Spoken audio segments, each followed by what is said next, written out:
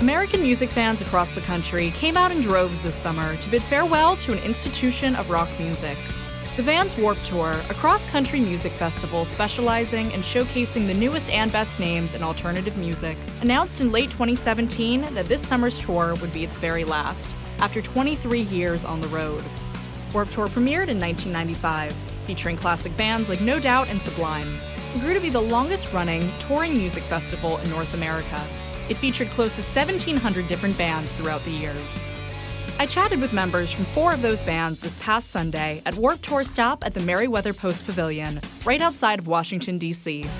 Every musician I spoke with had more special memories with the tour than they could count, whether this was one of their first summers on the roster or the last of many.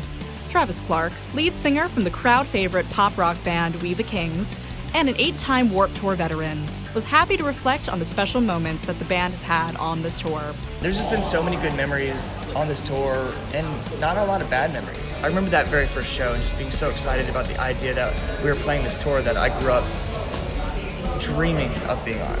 So that was one moment. In 2008, I remember we were playing in New York and we had a really good set time. And people were on top of vending trucks, they were on top of porta potties because there was nowhere to stand in the crowd at all. They bumped us up after that day because we were a safety concern for the rest of the tour. And I remember, like, out of all the ego boosts that I've gotten throughout this amazing career, that was one that I was like, this is so cool. Ryan Scott Graham of the band State Champs felt gratified to be on board for Warped Tour's final run.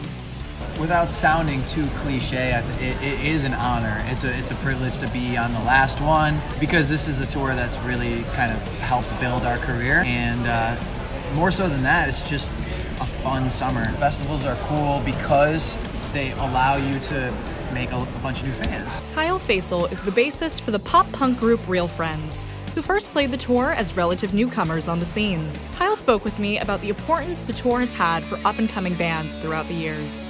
This is a show where people maybe that have heard of your band really will watch you. You know, like it kind of like pushes these bands right in front of you. Like, here, this band is playing at this time. Like, you've heard of them. Like, give them a chance. Like, now. It was clear talking with these groups that Warped Tour's final ride was a bittersweet time for everyone involved.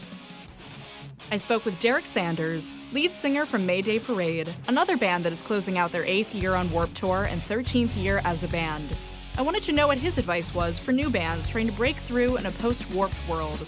You can't sit back and wait for something to come along or someone to discover your band. I know obviously things have changed so much in the almost 13 years since we started the band, but I think that's just kind of the mindset, is just to stay positive and stay active and to meet as many people as you can and to be kind to everybody and to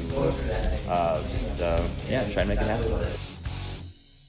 Although Warped Tour is ending, Travis Clark made a point to say that this is far from the end for alternative rock. There will be something else. I don't think anything can ever replicate what Warped Tour's done, but touring will always exist. Until the next best rock show comes along, the fans will always have what made Warped Tour the success it was: the music. With a song off of their new album Sunnyland, here's Mayday Parade with Piece of Your Heart, only on Border Crossings. Give me